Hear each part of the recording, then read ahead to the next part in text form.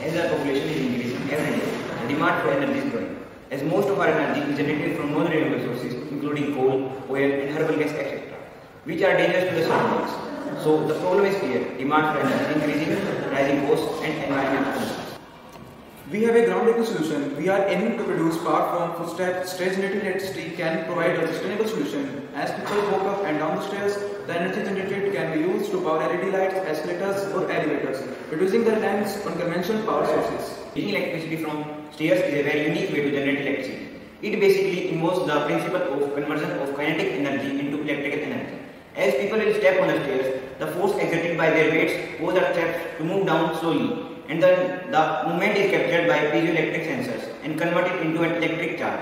A piezoelectric nanogenerator consists of an integrated circuit with components made from silicon and a piezoelectric ceramic etched into an flexible surface called a substrate. Components of this device are made from ITO, which is known as indium tin oxide, and a piezoelectric ceramic. Then nanowire comes. These are the wires which are having large length and diameter aspect ratios.